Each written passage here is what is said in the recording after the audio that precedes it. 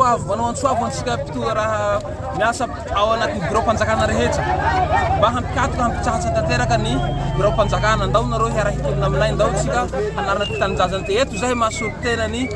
ZNZ anay eto Toliara mpianatsy université de Toliara dia manao zao fanambarana zao miantso avo aoka mba hatsatsa re tompoko ny bureau mpanjakana rehetra hijano manomboka ny ndao tsika syndicat monaro tana zahay ndao tsika iaraka hanarana ty firenena ty ndao hikaondoha ndao hiarahitambatsy hitolana amin'ny mojajona hetsika ampilaminana no atao ty ary mizotra ampilaminana sanatsy akory zahay hanakorontana hamaky reny sisiny reny fa tsy tomponantoka amin'ny hoan'izay mana mamaky zay amin'ny sisiny reny ny mpianatra fa asakasaky zay hamaky anatin'izay any ka eto zahay dia mitaky fialan'ny rajoely tsy misy atakandro miala rajoely efa leo anao zahay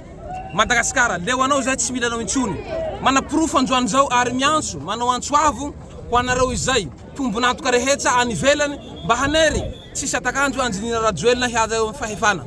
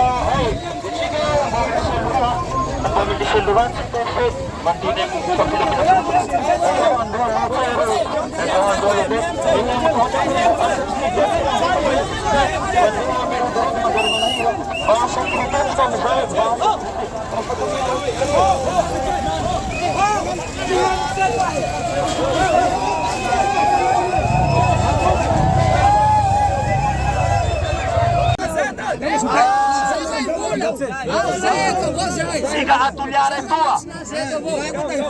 nifily olo tsika nifily olo tsika nifily bentanala tsika nifily depute tsika tsy hitandrozy va raha maharary amitsika etoa io aia rozy henany zay tsy mitsanga amitsika etoa de zao manao antsoavo aminareo olomboafidy a Toliara eto zahay tanora izahay étudiant izahay mpanjaha raha maro samihafa miantso anareo mba hifanometana aminay ho amin'izao tolo mpanafaha ho an'ny tanindrazana zao fa indrindra ho an'ny Toliara miantso anareo beny tanàna miantso anareo député manome fotoanareo hamaraitsika amin'ny kianjan'ny demokrasia fotoany izao izay no mahasolo mbavambahoaka solo mbavambahoaka miheno ny vahoaka ary miharo ny vahoaka matoa tsika mitandala be manaka an'izao fa tsy linitsika ty raha marary antsika ka hoy zahay hoe miantso anareo olomboafidy hiaraka aminay hifanometana aminay amin'izao tolo mpanavana ny tanindrazana zao fa indrindra ho an'ny Toliara ho an'ny zanaka ny Toliara tompoko lesy tompoko vavy miala sa tsy miala miala sa tsy miala